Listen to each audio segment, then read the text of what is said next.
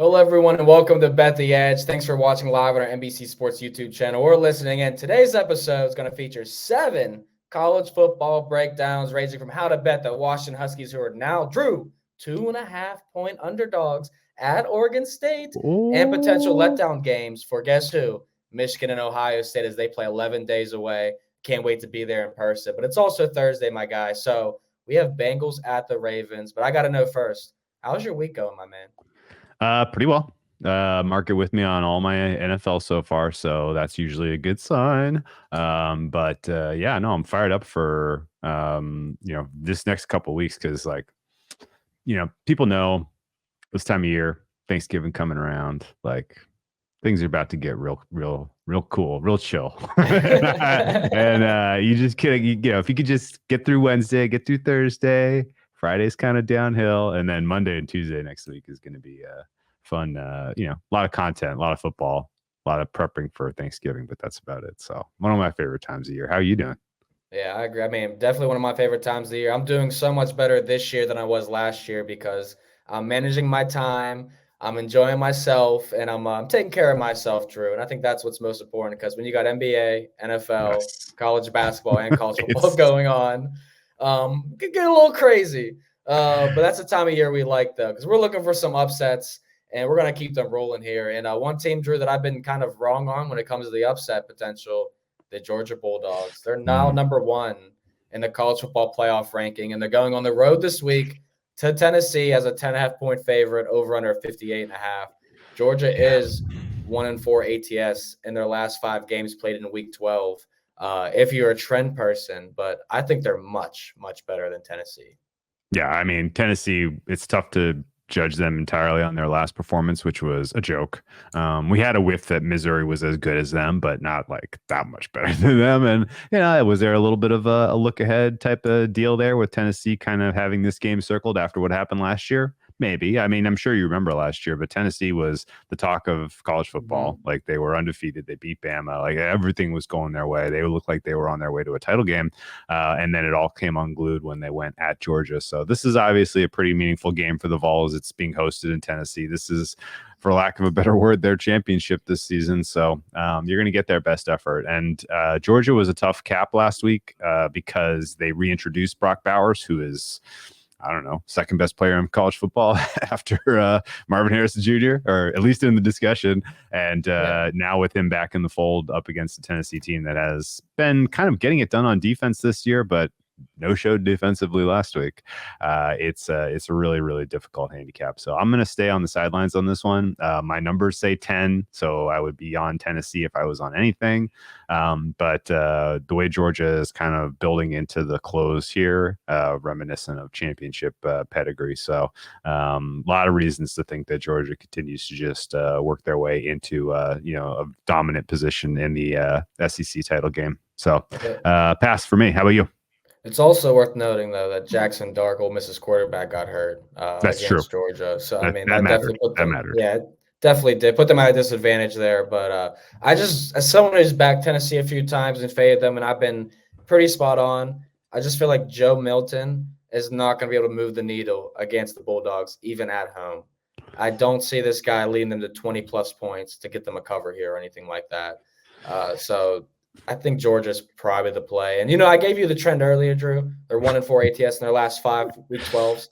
They're actually 6-1 ATS in their last 7 against Tennessee. So I set all listeners up there for a little flip-flop. Yeah, I like Georgia if I'm betting this game. I think Tennessee's team total under is probably a good way to go too. Okay. If you like Georgia, I think you are best waiting till day of. You're probably going to get 10. That's my read on the market. Okay. Early look here. We didn't have the schedule to talk about, so I'm surprising you. Early line for the SEC championships: Alabama +4, Georgia -4. Which side would you be on? You think there's value now? I think there's value now if you like Bulldogs. I think that's going to be 6.5 once we get there. Could be. I think the health of Georgia will continue to improve, and a high profile win if you're right. And they don't even have to cover this game. Like, just a convincing win, it probably moves that number a smidge. So you're kind of in the dead zone there between 3 and 7, and you can argue about push probability of some of those points, but every point matters to a degree. And I think getting 4 now before you get, say, 6.5 is probably value. But I don't know. You still feeling like Alabama's got some mojo? I still think Alabama is live, but yeah, I agree. I mean, if this moves down to 3.5, then I'm going to go ahead and just hop on Alabama. But if this starts trending in Georgia's direction, then I'm probably going to wait and see if I can get some with like a 6 or a 7. I don't know if it would move that far, but we are talking about a game that's played on December 2nd. So that's about, 2.5, 3 weeks out from this point. So a lot can happen there. Alabama has Chattanooga this Saturday, nothing to worry about. Then they go to Auburn for the War Eagle on the 25th after Thanksgiving. So that's a big game where Georgia just has Tennessee, then Georgia Tech, but two road trips. So we will see, but I do like Alabama still. I think the line movement will be changed by then. So we'll see who's right, Drew, who gets the directional movement here between you and I. Let's talk about a game that my counterpart, Eric Froton, will be at. North Carolina at Clemson. Clemson is a non-ranked team as a 7-point favorite at home. North Carolina is ranked number 20 as a road dog here. These type of situations usually screams take the home team as the favorite. Makes me like Clemson, and I'm thinking that just North Carolina in general is catching Clemson at the wrong time, Drew. I think the Tigers, the win over Notre Dame definitely gave them some juice because they could have dropped to 500 or below. But now that they're starting to fight and back to bowl eligibility, which sounds crazy to say, I think Clemson may be starting to peak at the right time. Yeah, that's not crazy. I can tell you who's not peaking at the right time, and it's North Carolina. Yeah. I was stunned by how miserable their performance was last week in a win over Duke. Yes, Duke, that was. I thought Duke was going to win. It looked like it. It looked like it was very, very possible, and that was Duke's third string true freshman can barely complete a pass down the field in his first start against Wake, and they made it very, very close, much closer than it had to be. I do not know why you wouldn't get up for that game. I can't believe they didn't cover. And now that's 2 out of their last 3 where they have been a hot side and a healthy favorite. And 3 of the last 4 where they have been a healthy favorite and they've either lost outright or lost against the spread convincingly. Only win in their last 4 was a drubbing of the Campbell Camels, and I think we love that. I love Campbell Camels and basketball, but and football players didn't really stand a chance that day. No. So all said, like there's something not quite right with North Carolina. I kind of want to blame the head coach. I kind of think this is a poorly coached team. There were a lot of small things in that game against Duke where I was like, what are we doing? What's the thought process here? Why make that decision? It was some really head scratching stuff. And if you're up against maybe not my guy, I'm not a Dabo Sweeney guy, but he's at least been there and he's at least won big games like this, and he's I think clearly has the coaching advantage. So you get the home team that's kind of building into this business end of the season, better coach. I'm not going to stop anyone from betting Clemson here, but I'm trying not to be emotional about this game because I was on the losing side last week with North Carolina and they really let me down. Yeah, I don't know like what we've seen recently from North Carolina. Like it's no recency bias because this is a month of football now that we're talking about. Yeah. It's not like it was just one game. Because Virginia, they dropped that by 4. That was a home game where they were a double-digit favorite. They went to Georgia Tech the next week, blew that game late, lost 46-42. Then got the Campbell Camels, who we love, beat them 2 overtimes against Duke. They got to be tired. They got to be physically tired. And now going to Clemson, going to Death Valley for a 3:30 game. They're lucky it's not 7:30 at night. So that's about the only thing. Being a UNC backer here, you should be happy about. This game's at 3:30. And not 7:30, in my opinion. So, yeah, I guess I like the 2 favorites through the first 2 games we're talking about, Drew. And you know me. Okay, let's chalk it up. I'm a dog kind of guy, but we're getting chalky here. Let's see if we're taking a road favorite. I don't think so, probably. Kansas State. Yeah, real quick, worth noting. This did get bet across 7. Right, like early number on this one at some of the bigger limit spots was 7.5, and now it's 6.5. So like apparently someone was not with me getting beat by North Carolina the last couple of weeks and does have money to go and continue to back these guys. But best of luck to you. So if you want in on this game, I think shop around for a 6.5 for sure. Yeah, I mean, well, people are just probably believers of North Carolina's offense and Drake May. They have a better offense than Clemson. We know that for sure. But will that translate on the road versus a tough Clemson defense? We shall see. Yeah, can't agree with them, Drew. Heading over to the Big 12, we got Kansas State laying 8.5 against Kansas Jayhawks. The Jayhawks have been awesome, but lately letting people down. Both these teams are just 21st and 25th in the rankings right now. Do you have any opinion on this game? This is one game on the slate. I don't think I'm going to bet, but I would lean towards the home dog here. Really? Oh, yeah. I'm on the other side. Okay. I like the Wildcats, and we're coming off of, I guess, the game 2 weeks ago where Texas, kind of came out with such a superlative game plan and really kind of put Kansas State in a box, and then Kansas State amazingly fought back in that game. Like that was an impressive effort as far as I can tell you. And I look at the detailed statistical breakdown here of this Kansas State team. I see a good offense and I see a great defense. And I look at what you have going on in Kansas, and it's a great offense and a very poor defense. This is a defense that is giving up 6% adjusted defensive success rate, which means against a neutral team they're giving up 6% more success on their offenses, and that, to me, that's a problem when you're up against a Kansas State team that's already getting 4% over already. So, that particular matchup here, I think, lends a lot of opportunity for Kansas State to be able to matriculate, to score, to be efficient in the red zone, and put some scoreboard pressure on the home Jayhawks. Now, the Jayhawks are explosive enough on offense that they're never going to be out of it. And 8.5 is a big number. But that's a little under what I think fair would be in this game. My numbers actually make this game 10. So 8.5, I think, is a bet. What's the case for the home dog? I actually think you might be able to get a better number closer to game time in this one, because Cole Ballard was the starting quarterback last week against Texas Tech. Tech would end up being a hot side by a lot of sharps, and I actually agreed with it. It was something I considered. Just because of the backup quarterback, but they're optimistic. They think Jason Bean can play for Kansas this week. So if he does play, that's got to move the line down to 7 or 6.5, in my opinion. So I think you will get a better number, a key number, closer to the week. But yeah, you made one good point about Kansas's defense.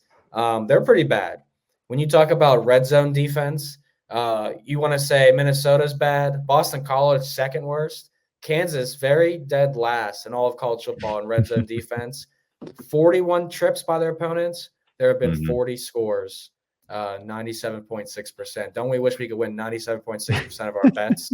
That's your chance of scoring on the red zone on Kansas. Amazing. So I see your point, Drew. But I think you think Bean goes. Yeah, I think Bean goes, and I think you'll get a better number. Okay. Kansas still wants to play football, and the Jayhawks have a chance of having literally their most wins since I've been born. This is a good team. All right, so let's talk about the game we actually want to talk about, though. The one that everybody's going to be watching, the one that everybody got their eyes on. It's Washington at Oregon State. The Beavers, not the Huskies, the Beavers are 2.5-point favorites now. This opened with Washington as a 1-point road favorite, has flipped now decisively to Oregon State. I wanted to be on Oregon State plus the 1. I had it written up. I was going to bring it out on our show on Saturday, but now at minus 135 on the money line, I don't see any value in backing the Beavers, Drew. Any opinion on this one? Do you think the public's just praying on Washington's downfall like we were on TCU last year? It's a good question and a good way to frame it, because there are a lot of similar vibes. Yeah. I don't believe Washington is I don't believe they're as good as they're ranked. I don't believe this team can go the distance, and they obviously believe in themselves, and they're getting it done largely on offense. But in the same breath that I put the Kansas defense and their success rate right now, that's where Washington is at. And this is, Corvallis is a tough place to go and play. Other good teams have gone in there and gotten their teeth kicked in this year. The Utah game was maybe the most spectacular example of that. Yeah. And I think Washington is in deep trouble here. I think Oregon State's, if they get it done here, they're getting it done with a mix of good offense that's not being recognized, and solid defense. Like, they are solidly average against elite defense, elite offenses so far in this Pac-12 campaign. And I think it's funny that you brought it up. Like, yeah, the market opened with Washington favored. I mean, I feel like we've talked about this game 3 or 4 times already in this season so far. And we were, just relishing the opportunity of catching Oregon State as a dog price. But I think catching them at 3, anything under 3, is still a good bet. I know there's always going to be resistance on the 3, particularly for a team like, who has an elite quarterback, one of the top, I guess top 4. I'm fine qualifying Penix for, in college football. I'm fine riding with the Beavers here under 3. I think this is actually a fun one to pair Oregon State and a little under, because I think realistically Washington's going to have a tough time getting into the 30s here. So their team total is not going to make it, in my opinion. Yeah, no, that's a good look as well. And you know me, I love my team totals. It's going to be a majority of my bets this week. But I mean, like I said, I like Oregon State here. I'm debating on just taking the money line because I hate 2s and 2.5s in college football. But Penix is definitely tempting at a price of +3, and I think that's something the books are gonna put out there for people to go get, because they're gonna think that's such a tempting, easy bet. And I agree with you. Corvallis, so hard to play, and they haven't lost there all year. Looking at the numbers, and that loss against Arizona, which I think Arizona's due for a loss against Utah this week, Drew. Sure. So I think that was a little bit of fluky game, but both of Oregon State's losses were by combined 6 points, three points each to Washington or Arizona. They're good. They're really good. I thought there was a decent chance this season that Oregon State could somehow steal the Pac-12, but that Arizona loss really kind of threw some cold water on that. Just a solid home team. There's been a little bit of move to the over here, which is maybe people just trying to pray. Again, if you correlate the side and total movement, people are just kind of, I think, correctly capturing the fact that Washington's defense is not very good anymore. And I think, but realistically, I would make this game, right at 3, a little bit over 3, and would give Oregon State the look if I was betting aside. Yeah, we like the Beavers. Washington's been involved in 6 straight games, involved in 10 points or less. Wow. And they have been creeping on losing. They got Oregon State and Oregon up next. Washington State, excuse me, up next. So, yeah, I'm hoping for a loss. Let's get it here. And if they do lose, then our 2 Heisman candidates are looking good, Drew. Bo Nix, now the favorite at +110. I think I texted you at like midnight Eastern time over the weekend, because I was like looking at box scores. I'm like, wait, Marvin Harrison had 7 catches, 149 yards, and 3 touchdowns. And Drew said, give me 7, 140, and 3. I said, whoa. I should have asked for more. I should have asked for more. Yeah. He'd have delivered. Yeah. No, that was fun.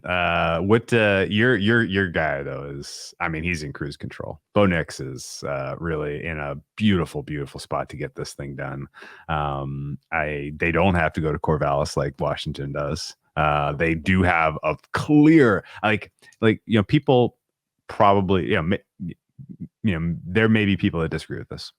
We're probably going to get Washington, Oregon in the Pac-12 title game, right? Mm-hmm. I can very much see a world where Oregon wins that like 52-14 or something, right? Like that could be the coronation moment, and I think that's built into the price a little bit.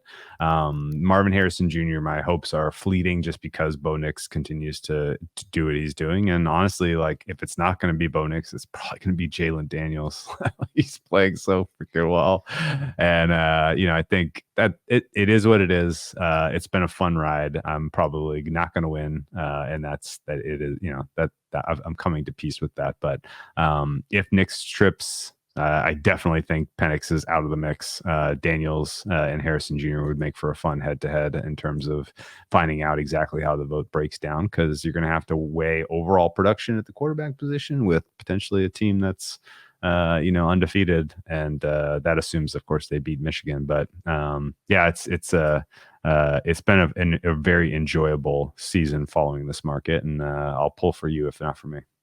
Yeah, I agree. I hope one of the two of us win this. I'm hoping Jalen Daniels does not win. People are really starting to push his narrative as the best quarterback in the country. And LSU's offense has been super, super impressive. There is no debating that whatsoever. But I do think it's between the two Pac-12 quarterbacks, with Nick's clearly the clubhouse leader. He's just not turning the ball over. But all of Harrison's futures rely on the November 25th matchup between Ohio State and Michigan. And I'll get a nice video of Marvin Harrison get a nice 4-yard catch for you, Drew, on the sideline. I'll give that to you here. But I will say there's still an opportunity here where Oregon State beats Washington and then beats Oregon next week at Oregon, and now they are in the Pac-12 championship. That'd be cool. That'd be cool. There was a time, real quick, this sidebar. There was a time where people were postulating that because of the exodus of the Pac-12, that the Pac-12 was going to be able to just select Washington State and Oregon State to play in the Pac-12 title game. And at the time, Oregon State was like 30-1 or something to win the Pac-12, and I jammed it. So that would be a wild, weird windfall if they actually earn their way there. But I'm not gonna.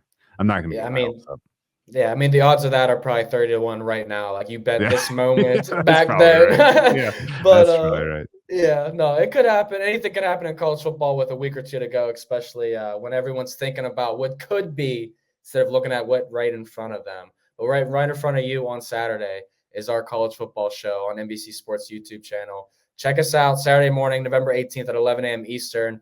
Eric Froton and myself are answering all your questions, including Brock Bowers and Georgia traveling to Neyland Stadium for a showdown against SEC East rival Tennessee.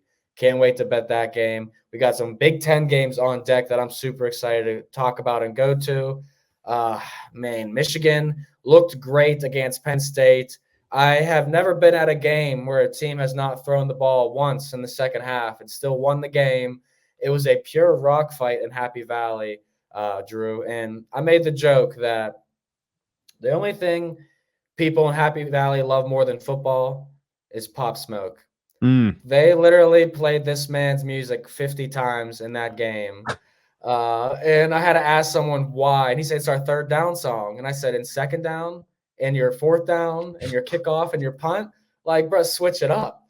But so, I don't know. Maybe I think the music would have gave Penn State a little juice here. But Michigan's going at Maryland, Drew. Michigan has a letdown opportunity spot here with Ohio State on deck, 19.5-point favorite. Are you buying into Maryland? I need to ask you, man. You're the Michigan whisperer. you know what I'm doing. You had your finger on the pulse of this team all season long. Excited to hear your breakdown. I am way over Maryland. Another team that really burned me last week. There was every single sign that Maryland was going to blow that game. They get a 13-10 win at Nebraska. I had Nebraska money line. I am still sick over it. Last week was a bad week for me in college football. This was one of the worst. I think basically everything in me says Maryland. That was their last gasp. They're probably going to get boat raced here, even though it's a look ahead spot. It's you're still talking about inside of 3 touchdowns. So this is Michigan or pass. Yeah, they try to mimic the lines from Ohio State. Basically with this game, in my opinion, it was right on 17.5 to 21, finished around 19 to 20. So they're trying to mimic that and say, will Michigan be able to beat them greater than what Ohio State did? And I think they can. Almost certainly, right? Yeah. Ohio State got off to a terrible start against Maryland, and they didn't have their number. They didn't have RB1. And they were gaining 2 or 3 yards per carry on the ground in that game. Yeah, they were a one-dimensional team at the time. This is not what Michigan's bringing to the table. So that's a very fair way to contextualize this. Yeah, so I definitely think Maryland on the spread is more than alive here to win by 3+ touchdowns. People are going to say, the senior day, senior night for Maryland during a 12 p.m. slate is going to help them. It's not going to help them at all. And they have the 77th ranked red zone offense. So good luck scoring on Michigan when you even get close anyways. Team total under 15.5 down to 14.5 was my best bet for the week. 8-2 on those team totals, whoever's playing Michigan. And we've lost literally with 18 seconds and on a flea flicker, reverse flea flicker. So I like our chances. Let's go to another Big Ten game, Drew. Well, I don't think Michigan's having the letdown. I don't think Ohio State does either. I don't know if I want to play them minus 27.5. but there are Minnesota team totals floating around at 10.5. As the road team here, Minnesota has no senior day stuff because they're the road team. So it just seems like a great spot for Ohio State to totally shut down Minnesota. Yeah, I mean, Minnesota's below average in offense and defense now. Ohio State is well above in both. And I think there's obviously, the look ahead implications here as well. Maybe you don't exactly leave your guys out there for the fourth quarter if this is a 4-score game. So coming in right around 27.5 seems reasonable. But if you score 5 touchdowns in this game, are you covering? Yeah, I think you are. So we don't need all 5 from Marvin Harrison Jr., but it wouldn't be the worst thing. And I think ultimately I like his matchup here. Yeah, you made a point there. Even if you didn't realize, because Ohio State last week scored all 5 touchdowns in the first half and said, "We're good. We're just going to relax here against Michigan State, take our foot off the gas pedal." And that could very well happen here too, because they know what the eye on the prize is. And for Minnesota, they're at 5-5, so they need one more win to be bowl eligible. Are you going all out at Ohio State or going all out on senior day at home against Wisconsin next week? I think we both know the answer. You want Paul Bunyan's axe, so it's against Wisconsin. Clearly, and Minnesota's beat like their 2 rivals already because they have 3 major rivals. They already beat the other 2, so they can have a full trophy case and be bowl eligible next week. You think they care about going to Columbus and upsetting the Buckeyes? Let's they stay don't healthy. even think that's possible. Yeah, the players definitely aren't be like, "Yo, I can't wait to beat Ohio State this weekend." That's not one thing that's been said in that locker room. No, that is interesting. I guess I will kind of just point out there are some injury questions for me for Ohio State. Like Ohio State clearly is an elite defense, like no question, right? Yeah. They're starting to accumulate some injuries in the secondary. Both safeties right now questionable with leg injuries, and then linebacker as well, who's been who missed the last game, and he says he's going to go, but I don't 100% understand really the health situation with Ohio State's defense. So I wanted to come in and just give you a full on green light Minnesota team total under, but I would kind of pay attention to their injury reports, particularly on the defensive side of the ball. Yeah, and there may not be much of a reason to play some of these guys either and risk that, because Kaliakmanis, the quarterback from Minnesota, I mean, the guy's not even hitting 50% on a 12-yard out, so there may not be a reason to play some of these guys, Drew. Right. Another team that really can't hit a 12-yard out to save their lives right now is Wisconsin, and they're actually 4.5-point favorites on NBC and Peacock at 7:30 Eastern. This total is 36.5. I like my totals of 37 or lower in college football. They always hit 60% by season's end here. But this is a spot, how we just talked about Minnesota going all out next week against Wisconsin. The Badgers are 5-5. They've lost 3 straight, 4 of their last 5, playing the worst football this season with another backup quarterback. Tanner Mordecai came back, and maybe he plays next week, depending on if he's injured or not. So how do you feel about Wisconsin? Do you feel like they're back with him in the lineup?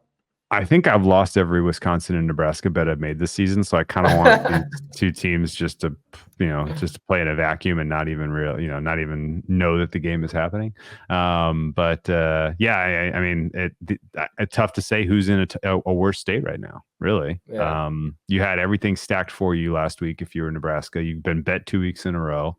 And you still can't get it done against a Maryland team that can only muster 13 points. That was pathetic. We have, 2 straight against the spread losses for Wisconsin as a favorite, 7.5 points at Indiana. Didn't come close. 12 points favorite versus Northwestern at home, lose outright. Like this is a sad state of affairs here for Wisconsin. And, my lean would be again to kind of assume that the people who are smarter than us, who are betting Nebraska every week, know something, and that they're ultimately one day, some way, somehow going to show up and give you an honest effort. And the fact that you're catching 4.5 points, it's more than 3, and this might be a 3-point game. So Nebraska or pass, but yeah.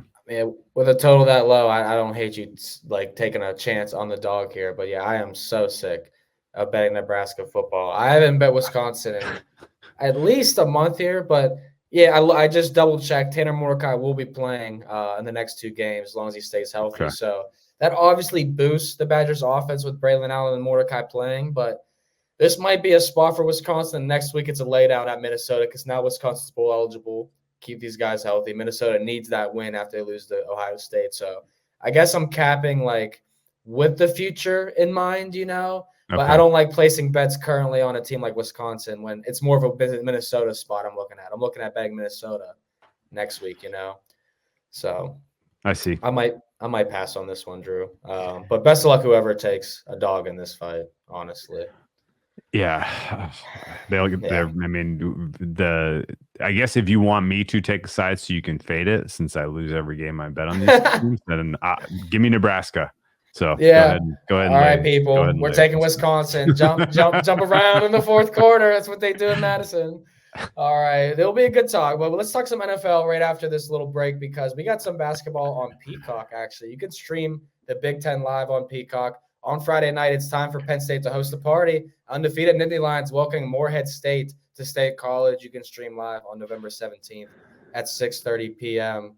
I went to a Penn State game before, Drew, and gotta say, pretty cool, and they're pretty cheap. We like cheap. So, yeah, I might have to take a trip back and be on the sidelines this season. But a game I would love to be on the sidelines for, but I could not afford that, would be Bengals at Ravens.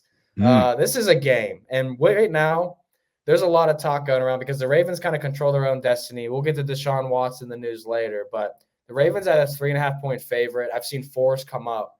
Seems like the right side. Do you believe in Baltimore? I do not. I am full Bengals money line here. I play plus 163.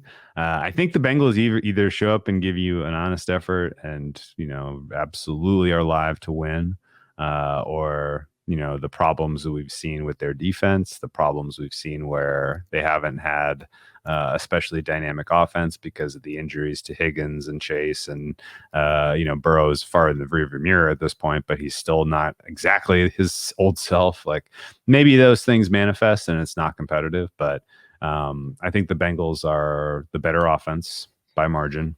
And I think ultimately the Ravens defense is amazing. Like I've said it a million times, they're the best defense in the NFL, particularly you go back to last year when they made the Roquan Smith trade.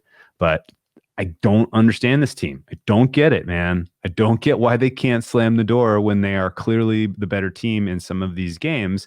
And, it does feel like it's happening a little randomly, and it doesn't feel like there is a specific structural problem, but that's kind of not good. Like if you have an issue, I'd like you to be able to identify it and fix it. And it kind of feels like they just have this issue and no one really knows what to do. I look at Lamar Jackson's numbers, and while he is rightfully in the MVP discussion and while he is rightfully a top 5 quarterback in today's NFL, his passing EPA per play is regressed year after year after year from his MVP season. And I attributed it to not having weapons, not having a good offensive line. Those aren't really issues this year. They've been fully healthy at the offensive line for a couple of weeks now. And then they come into this game. Ronnie Stanley is a question mark. Moses is likely out of this one. And I think if you can generate some pressure with, we got Trey Hendrickson, who is miraculously going to play in this game. I think you can bring out the worst in Lamar. So, ultimately, do I like the dog because this is an AFC North matchup and the dogs are 5-1? Maybe. But realistically, this is just going to be a competitive game, I think. And for what it's worth, and this could be just recency bias, but Baltimore, I don't think is worthy of outside of a field goal in terms of favorite status here. If this was 2.5, I'd be singing a different tune, but at 3.5 and at a money line of plus 163, the price is right to play Cincy, I think. I got a stat for you, a trend. Okay. I want to see if it changes your thoughts since you named. I like the underdog stat for AFC North. That makes a lot of sense, actually, given how the AFC North is this season. Yeah, it's all jumbled take together. The dog and forget about it. Yeah. The Bengals in primetime football since 1993, the year I was born, have 0 wins and 14 losses as the road team. That's They've wild. lost 14 straight on prime time as the road team. Does that How bother you many at of those all? were Joe Burrow, though? Just the one against Cleveland a couple years ago? I believe there was only 2. Okay. Someone had a list. So they're not all Joe Burrow. But there's a curse. They say it's a curse No, going around Cincy. it's not like they were that like terrible of a team. Like there was some Andy Dalton in there. There's got to be some Carson Palmer in there. Like there were some Yeah. teams that won the AFC North and were, at least in the playoff mix, if not successful in the playoffs. So that's crazy. They just they don't have the mojo on the road, huh? Well, Yeah. M&T Bank is a tough place to play. This is the Ravens' third straight home game, so they are obviously not travel weary by any stretch of the imagination. But Bengals had played two home games in a row heading into this one, short week, and the coaching mismatch is tough to pin down because I don't really have a good read on if Zach Taylor's a good coach or not. If we're being honest, I think Harbaugh is, but Harbaugh pretty clearly can't figure out the end of game situational stuff for whatever reason with this team. God, man, the fumble in the bag with the Ravens goes back to last year, even, right? Like, remember the game against the Dolphins? They never should have lost that game. They lost. Like they've had a handful of those. The game against your Steelers this year, how'd they lose that game? Like they realistically, if they can figure out what's going on with them in terms of ending game stuff, then yeah, they're a monster and they're an easy back in these type of situations. But I'll take the better quarterback in Joe Burrow here with the plus 163 is really, it just comes down to price. I think this should be more like plus 140. So I'll take the dog. Well, I was gonna say, last year I remember this because it was a Sunday night game and it was also my grandma's birthday. We went out to dinner as a family. I had the Ravens -3. They won by 2 against the Bengals on a game-winning field goal. Yeah, and you can't let it ruin Grammy's birthday. So you're like you're chill. You're like, you know what, Ravens, you'll get me back next year. Well, next year's here, Drew. And they owe you one. The fact that it's now a 3.5 though, that's it's a terrible number.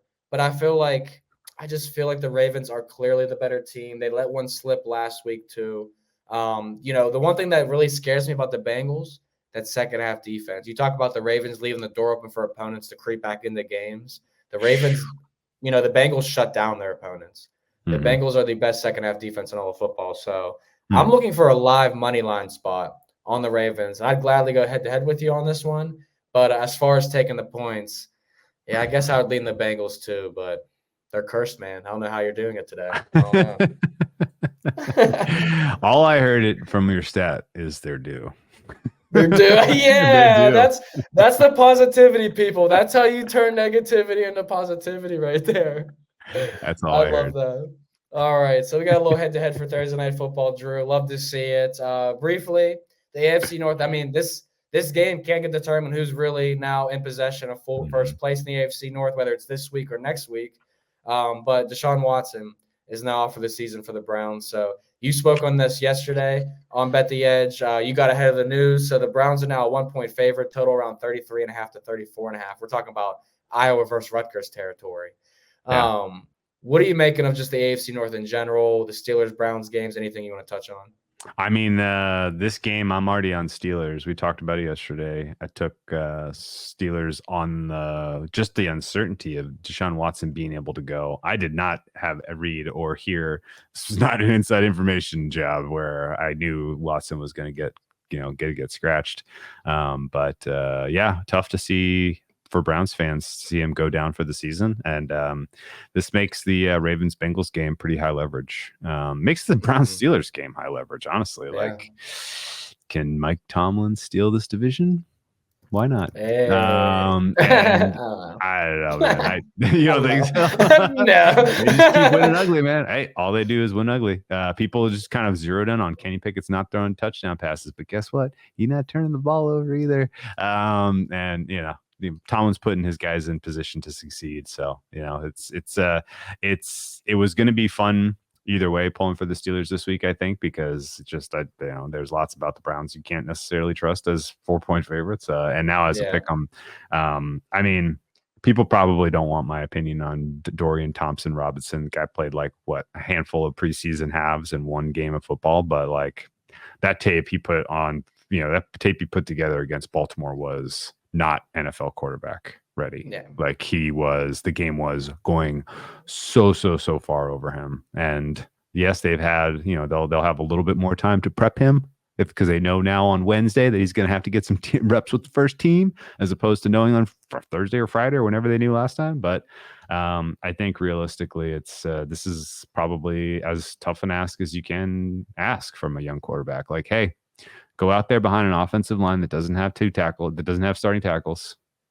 It doesn't have its running back one, and doesn't have, doesn't have a real solid matchup anywhere on the field against the Steelers defense.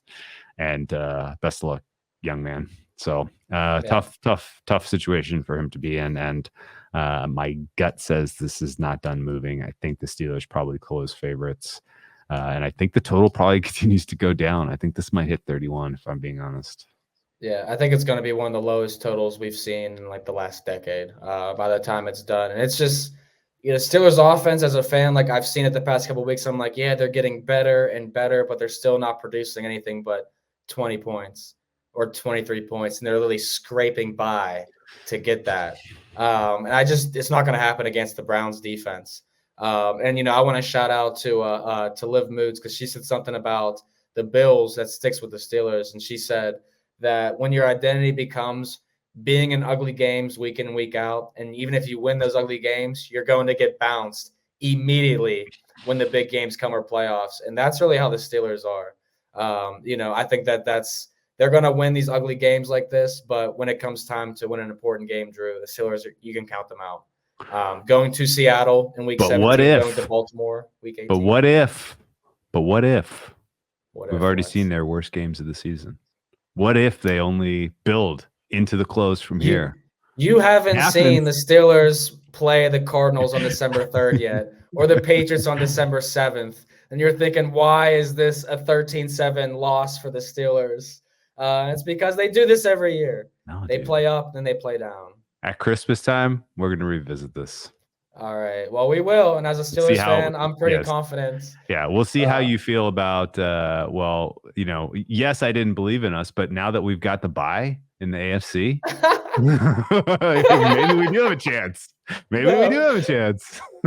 Oh, my God. I think it is definitely time to close the show out on that note.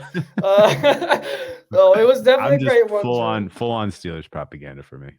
Yeah, no, I love it. I mean, I'll take it, man. I'll take it. It's something I can cheer about for now because, when the wild card happens and we get placed up against the Chiefs in week 1, I know where I'm putting my money. That's for sure. But best bet from the show, my friend. What you got? Ooh, I don't know why I'm always surprised by this every time. But, the of the ones we talked about, it's going to be Oregon State for me. This is the one we've been waiting for. Do it. We're selling high on the Huskies. No offense, Huskies fans. But this Saturday we're all Beavers. What sound does a beaver make, Drew?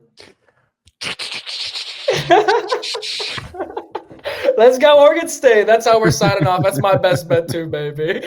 Don't forget to check us out, AmazonMusic.com/NBC Sports. Subscribe, listen, rate. Thank you, Drew. You were great today, as always. Thank you, Dan, our producer. I'm Vaughn V Money. We'll see you next time.